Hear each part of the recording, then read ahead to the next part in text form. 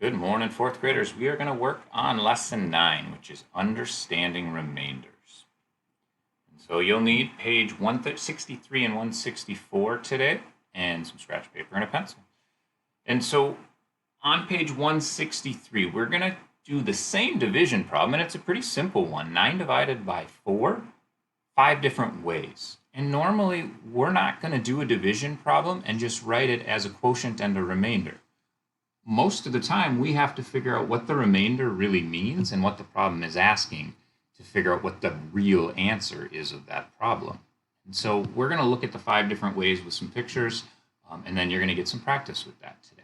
And so we're going to go through each of these. Like I said, all of these are 9 divided by 4, and up to this, or 9 divided by 4, and up to this point, we would say the answer to all 5 of these is 2 remainder 1, because that's the answer to 9 divided by 4. But look at the difference between these 5 problems. Problem A says the remainder is not part of the question, okay? And so let's look at the question that goes along with that.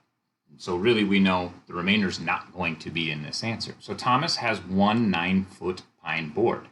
He needs to make 4-foot shelves for his books. How many shelves can he cut?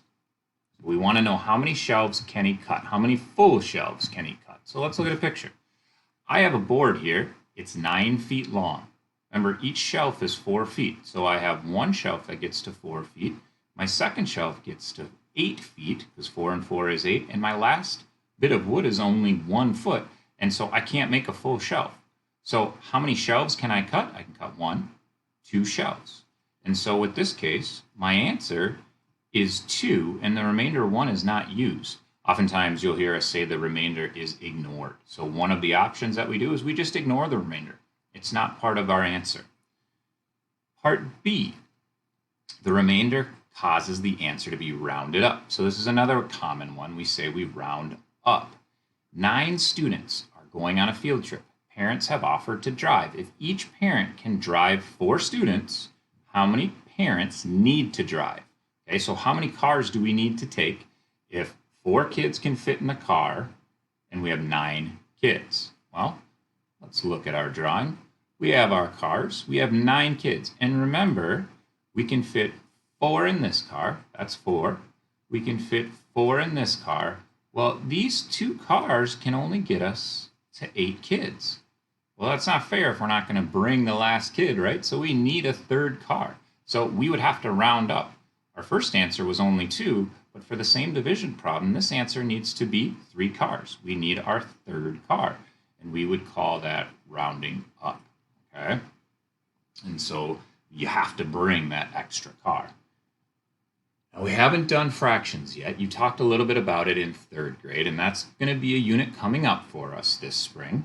And so we're going to look a little bit at how to look at our answer as a fraction. Says the remainder is a fractional part of the answer. So let's look at this problem. On Monday, Kim brought 9 apples to school. She shared them equally among herself and 3 friends. How many apples did each person get?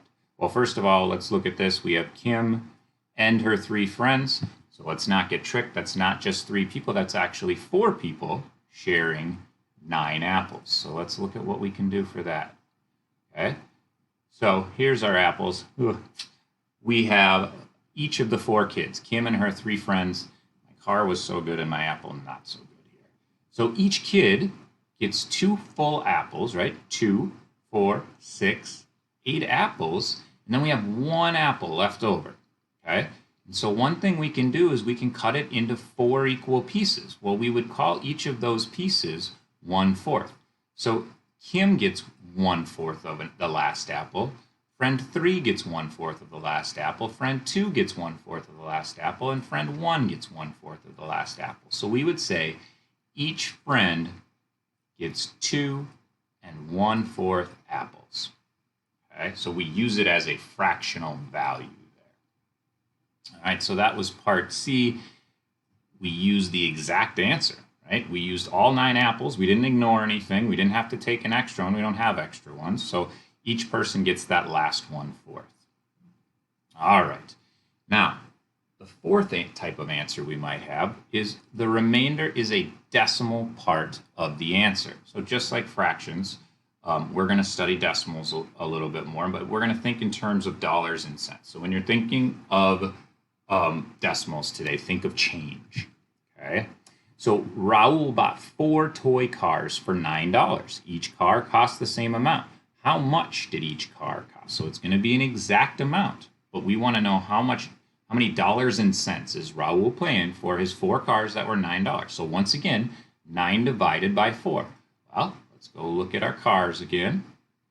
All right, here's part D. So we have 4 cars and they were all $9. Well, we know we get close with each car being $2. And so that would be 8 of our dollars, right? So here's $8. We have $1 left to split.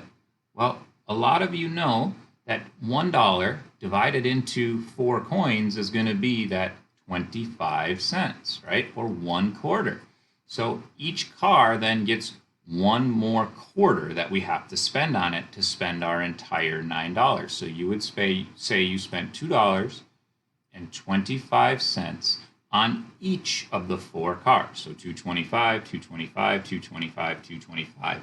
That extra quarter per car for all 4 cars would turn this $8 into our $9 spent. And so we say with that case, we found the exact amount again, and we need to make sure our remainder is same thing as our fraction, 1/4, but 1/4 of a dollar. We don't speak in terms of dollars and cents as fractions. We say them as cents. So we would say that as 2.25 or $2.25. And sometimes another common one is that you don't even worry about your quotient and the remainder is the only part that you need to answer the question. So if we have 9 students, here's the question. 9 students have signed up to run a relay race. If each relay team can have 4 runners, how many students cannot run the race? So that's important. How many students cannot run the race? So we want to think of that as who gets left out or left over. And we know that's going to be our remainder, right? We talk about all the time what is left over in our division problem. Well, in this case, it's going to be a runner that gets left out of the race. Well, let's look at that quick. This is once again 9 divided by 4. And so here's each line is a runner. Okay, I didn't want to draw stick people. Each line is a runner, and each team can have 4 people run it, or needs to have 4, and exactly 4. You can't have more and you can't have less. So here's 1, 2, 3, 3, and 4. So there's Team A with 4 runners. Team B has 2, 3, almost 3, and a 4th runner. Well, look, we have 1 left over. We've always had 1 left over. We know 9 divided by 4 has a remainder of 1. This poor guy doesn't get to run the race. So our answer to this problem is just 1. It's not 2 teams and 1 left over. It's how many people cannot run the race? 1. 1 person gets left out. And so we say that where the quote or the remainder is actually the answer. So our answer is 1. It's not 2 remainder 1. It's 1. Okay.